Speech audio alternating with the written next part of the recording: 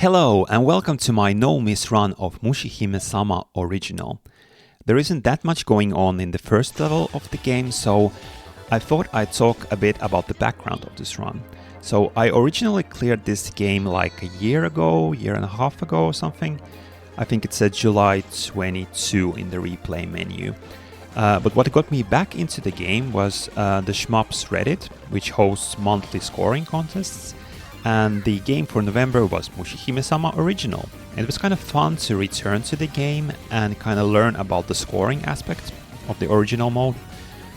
Or maybe I should say the lack of a scoring aspect, because basically a huge part of your score is just no missing the whole game, because you get really big bonuses for every extra life that you have at the end. So there are a couple of scoring techniques in some levels, and I'll talk about them, but basically it's if you no-miss the game, you get a huge score.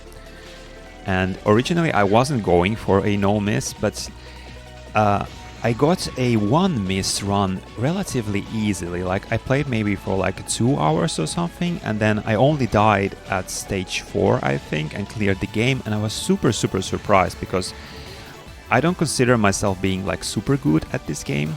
Of course, now that I've like practice for doing the no-miss run, I know the stages and stuff, but I don't think I'm very good at these fast shmups or shmups with fast bullets. So I was really surprised to get the one miss clear, and I wondered, like, if the one miss clear was that easy, like how hard could a no-miss run be?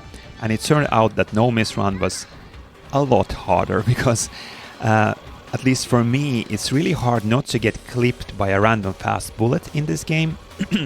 It's not so much about like specific bosses or choke points, it's about just being consistent and not dying to like a popcorn enemy shooting at you at some weird place or something. So yeah, consistency was the main challenge in this game, and it was pretty challenging.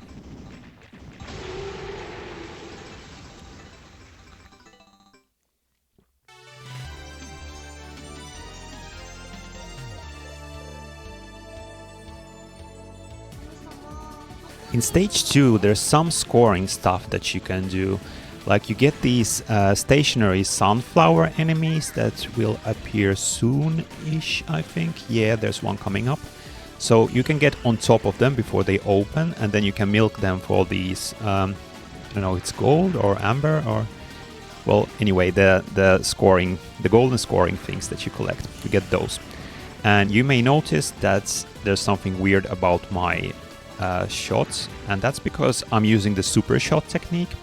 And if you're not familiar with that, I'll put a link to a Steam guide about the super shot thing. But basically it's like there's this like strange glitch in the game where if you combine 2 different auto fires or rapid fires or something, you create this new type of shots, which is slightly more powerful than the regular shots, and also you can keep on moving very quickly while using it.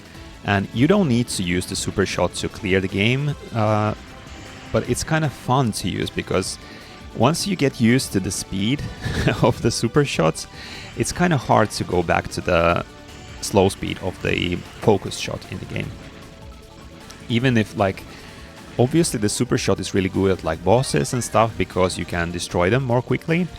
But using it is also more risky, because of course you're moving fast, and then when you get fast bullet patterns and combined with your fast moving speed, it makes the dodging kind of scary at sometimes, but it's also kind of addicting to be moving so quickly. So basically I'm using the super shots, I think, most of the run.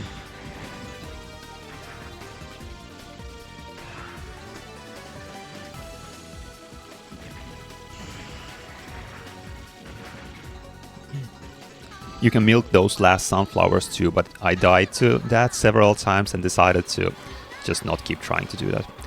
Stage 2 boss is interesting because it has those destructible legs at the sides, but if you beat the boss without destroying its legs, you actually get a score bonus, so that's what I'm going for here. During some of the phases you can't damage the legs, so that's when I'm shooting at it, and then when they become vulnerable, I stop shooting.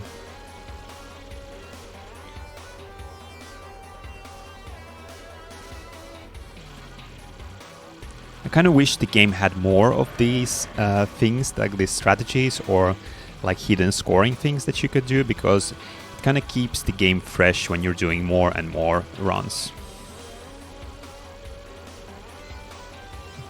Yeah, but I really like this boss. It's a fun one even after doing lots of attempts.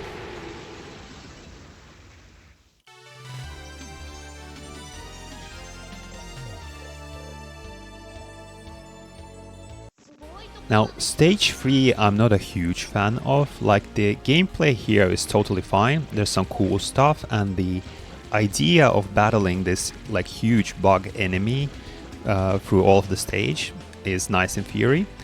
But there's something about the, I don't know, is it the background or something else that makes this level seem kind of slow, like you're as if you're just staying in one place and just waiting for things to happen. I don't know what it is, but it's just kind of a slog to me. This can be kind of a tricky part. I think like using both formation and the super shot or the concentrated shots, like alternating between them, is really nice. And sweeping from side to side, obviously.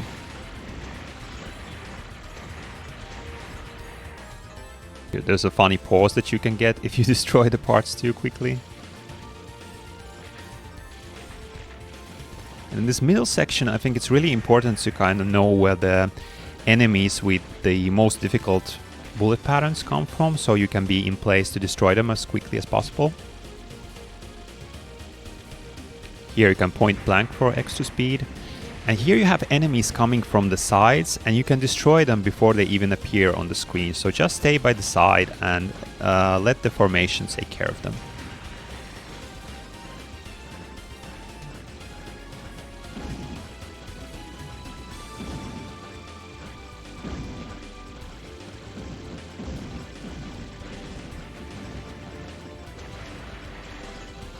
Now this next part can be pretty dangerous, but I found that if you sweep from side to side and just keep to the bottom of the screen, you can get this pretty consistent.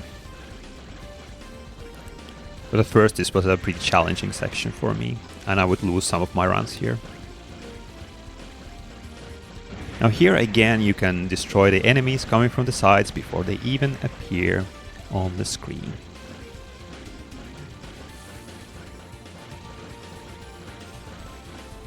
Here we get our final fourth formation thing.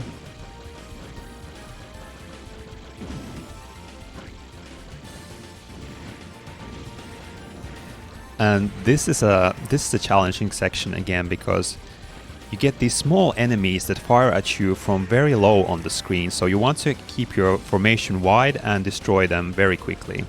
And then when the big enemy in the center starts shooting, get into the focus or super shot mode and destroy it quickly, and then again switch into formation, because the small enemies start shooting you after you've destroyed some parts of the big boss.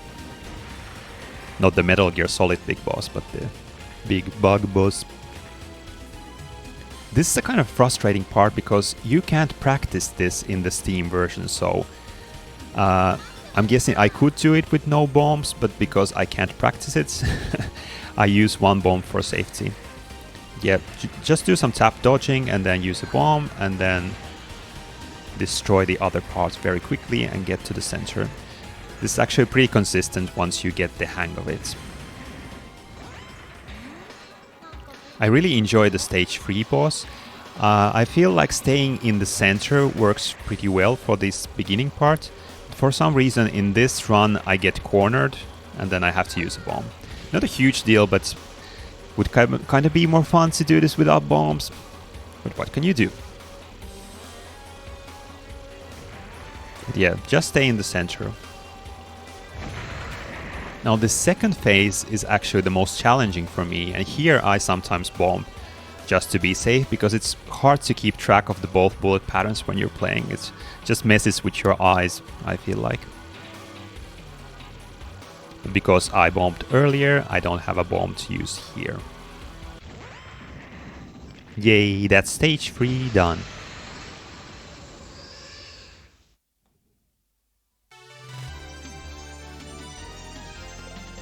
At the beginning of stage 4, something weird is going to happen. Like, look at this weird late dodge that I do, like right here. And the reason for that is that this little guy here that I was playing on ran out of battery in the middle of this run, like right at the beginning of stage 4. And you don't see it in this replay, but in the actual run, what happened was that I lost control of the ship, and then the game opened the pause menu. I was really confused for a while, and then I figured out, okay, my controller isn't responding, so I connected it to a charger and continued playing. But it's kind of annoying because I was playing on the score attack mode, and I guess if you open up the pause menu when you're playing score attack, you don't get to have your score on the leaderboards. So this run isn't on the leaderboards, which is kind of lame, but these things happen. At least for me, it seems. But yeah, this is my favorite stage of the game, like both music-wise, visuals-wise, and the gameplay too. Like there's something weird happening with my video, but okay, it's back to normal. I feel like it's challenging without being like super overwhelming, and I don't know, there's just something really relaxing about the music and everything. And I also like the dragonflies at the end. I don't like this mid-boss very much, especially this last phase can be very risky, and I sometimes bomb this part, but here for some reason I decide not to. But yeah, I got through, and that is the most important thing. Here I think stage 4 kind of prepares you for stage 5, where you need to kind of take care of the big enemies while also watching out for the smaller ones. Like here, the water bugs that come out of the water sometimes are kind of the most dangerous opponents sometimes, I feel. And with these dragonflies, I really love this section. What you want to do here is shoot the head as soon as it appears. Just concentrate your fire on the head. Because that's kind of, I feel, that's that fires kind of the most dangerous bullets, weirdly. And then watch out for the small enemies while you are doing this. You need to kind of keep multitasking from this point on in the game. So again, going for the head, then quickly sweeping the body, watching out for the popcorn, and then again switching to the head, taking care of the tails. Well, you get the idea.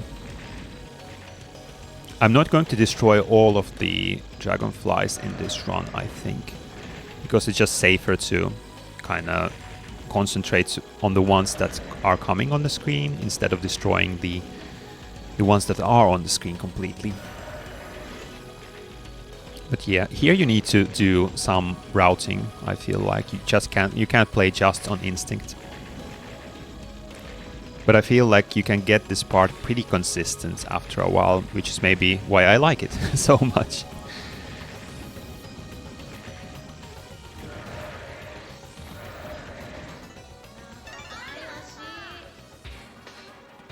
The stage 4 boss is a difficult one, and it's kind of difficult because I have some bombs that I can use, but it has lots of patterns.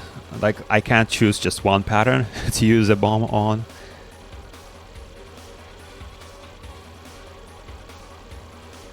Like this one is kind of, I don't know, they don't look so bad when you're just watching, but when you're playing, I don't know, I just get nervous with all the fast patterns. Especially this pattern, I don't like it at all. Died here many times. And then you need to be extra careful with this last part too. Try to hold center here instead of going to the sides, because then you can kill the boss more quickly. And yay, we've done it.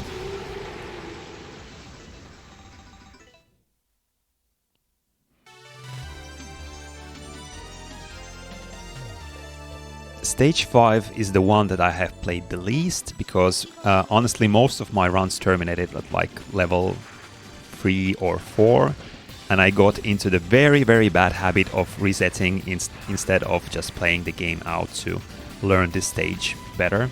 Like, I would do training in the practice mode for this stage, so I know how to play it, but because I have played it the least, it's kind of a nervous one for me, and because for me it's hard to be consistent at this game.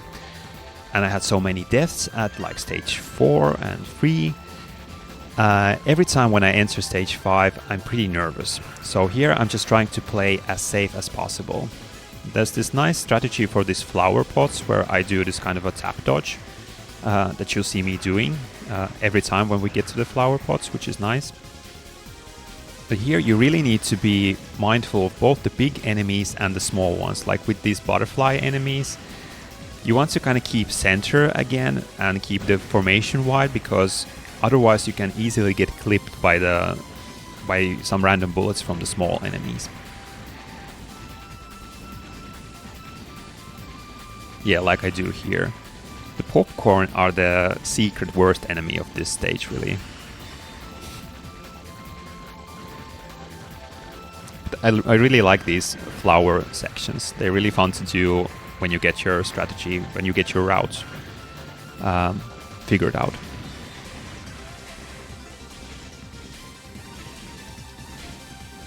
Mid-boss isn't too bad, but I hate how this power-up kind of stays on the screen, and you don't want to, at least because I want to keep the formation instead of trace, I need to wait for it to switch before I can pick it up, so it's kind of a extra layer of difficulty there.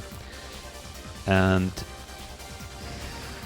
the last phase isn't too bad, but I decided to play it very safe here and I bomb, which was a super bad idea because usually I don't bomb here, but because of that I didn't realize that it would spawn more enemies on the screen, which I wasn't ready for. So here I need to bomb again because I get cornered because I haven't like practiced this section with these enemies. Very frustrating. And really the whole last part of this stage is me just being very, very nervous and just flying around the screen instead of following like my routes and the things that I have practiced in the practice mode. So yeah, I'm going to do some more bombing soon, I think.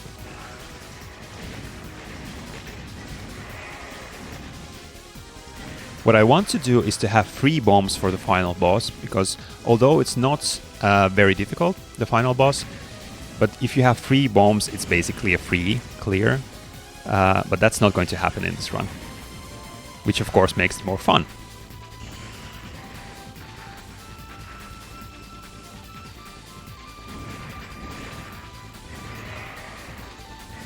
The super shot is really good in this stage and this part of the stage.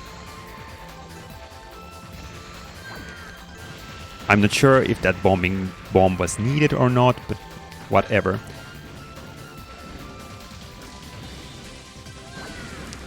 Just bombing and bombing and bombing. I can get through that section most of the time without bombs, but yeah, what can you do? I guess I still need to learn. Like I had the video of the beginner's guide to bullet hell schmoes, how to attack, where I talk about using bombs more liberally and more like early, but I'm guessing I'm still clinging on to the bombs, which is bad. Just use the bombs and then play skillfully. So yeah, luckily the last boss isn't too bad, but some of the patterns can mess you up. Like this one here, I was just so nervous I forgot that you need to be on the side for that pattern, so I needed to bomb. And now I'm out of bombs and I basically need to just dodge everything.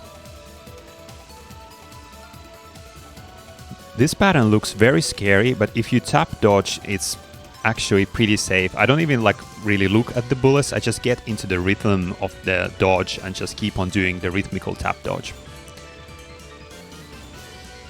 And here again, I'm just super nervous, I don't know what I'm doing, I'm just kind of flailing around the screen instead of following the route that I have learned. But somehow I managed to get the clear. So, fun game. Going for a no miss, I'm not sure I would recommend it because, again, like getting that lucky 1 miss clear kind of gave me the idea that doing a no miss clear would be easier, which it totally wasn't. But yeah, it was fun to get kind of deeper into the game, learn it better, get into the scoring a little and stuff. So yeah, thanks for watching and enjoy Mushihimesama.